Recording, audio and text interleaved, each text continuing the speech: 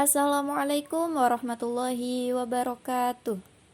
Tabi pun, perkenalkan, nama saya Sofinatul Muroh, NPM 206101068. Saya dari Prodi Ilmu Perpustakaan dan Informasi Islam, Fakultas Adab, kelas C, semester 4. Tujuan dibuatnya video ini untuk memenuhi tugas mata kuliah Teknologi Multimedia dengan dosen pengampu Bapak Mezan El Hairi Kesuma, Eskom MTI. Baik, pada video kali ini saya akan membahas tentang pustakawan profesional, urgensi dan tantangan pustakawan di era teknologi dan multimedia. Sebelum kita lanjut membahas materi pada video ini lebih dalam, kita perlu tahu dulu apa itu pustakawan dan juga profesional. Dalam Kamus Umum Bahasa Indonesia, disebutkan bahwa pustakawan adalah orang yang bergerak dalam bidang ilmu perpustakaan, yakni ahli perpustakaan. Sedangkan menurut Ikatan Pustakawan Indonesia, pustakawan ialah seseorang yang melaksanakan kegiatan perpustakaan dengan jalan memberikan pelayanan kepada masyarakat sesuai dengan tugas lembaga induknya. Berdasarkan ilmu perpustakaan, dokumentasi dan informasi yang dimilikinya melalui pendidikan. Jadi, pustakawan profesional atau profesionalisme pustakawan yang disebutkan oleh Purwono mengandung arti pelaksanaan kegiatan perpustakaan yang didasarkan pada keahlian, rasa tanggung jawab dan pengabdian, mutu hasil kerja yang tidak dapat dihasilkan oleh tenaga yang bukan pustakawan, serta selalu mengembangkan kemampuan dan keahliannya untuk memberikan hasil kerja yang lebih bermutu dan sumbangan yang lebih besar kepada masyarakat pengguna perpustakaan. Selanjutnya, apa saja urgensi dan tantangan pustakawan di era teknologi dan multimedia?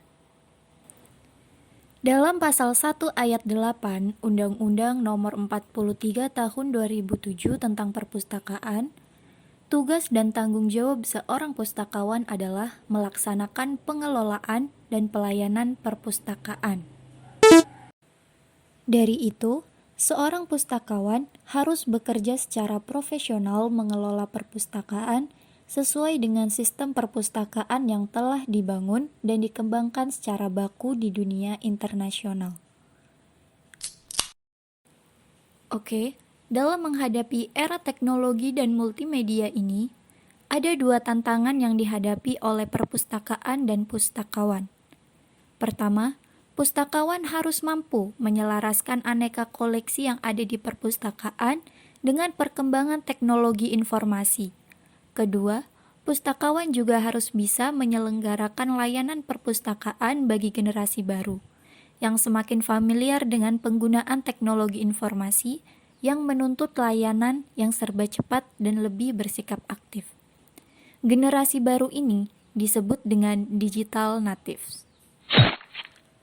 Menurut Christina, beliau menyebutkan dalam menghadapi tantangan era globalisasi ini, pustakawan harus mampu melengkapi perpustakaan dengan dua hal. Yang pertama, dari sisi penyediaan koleksi, perpustakaan tidak hanya dituntut memiliki jenis koleksi buku teks yang lengkap saja, tetapi juga tersedianya jenis koleksi elektronik seperti e-books, e-jurnal, database online, serta audio visual. Kedua, dari sisi layanan, perpustakaan juga harus mampu menyediakan layanan yang bersifat one-stop service, adding value information and knowledge, dan kemudahan akses berbagai sumber informasi dan pengetahuan yang dimiliki dalam berbagai format. Kemudian, peran apa saja sih yang bisa dilakukan seorang pustakawan dalam menghadapi era teknologi dan multimedia ini? Yang pertama, pustakawan harus mampu mengoleksi dan menyediakan akses ke informasi dan pengetahuan serta sumber-sumbernya yang tersebar di seluruh dunia dalam multiformat. Kedua, tidak hanya menjaga koleksi dan akses informasi dan pengetahuan, Pustakawan juga harus mampu menambah atau memberikan nilai pada informasi dan pengetahuan. Disebut juga adding value. Yang ketiga, tidak hanya memberikan pelayanan di tempat dan terbatas pada jam pelayanan, pustakawan di era globalisasi harus mampu memberikan pelayanan online selama 24 jam. Dan yang keempat, jika sebelum era globalisasi, peran pustakawan hanya sebatas pada manajemen informasi, yaitu memberikan pelayanan sebatas akses informasi dan pengetahuan, maka pada era globalisasi, peran pustakawan meluas pada manajemen pengetahuan, yaitu memberikan pelayanan bervariasi dan dinamis, meliputi seluruh siklus pengetahuan, mulai dari penciptaan, perekaman dan publikasi, penyebaran, penggunaan, dan penciptaan kembali pengetahuan. Itulah penjelasan yang dapat saya sampaikan. Semoga bermanfaat. Wassalamualaikum warahmatullahi wabarakatuh.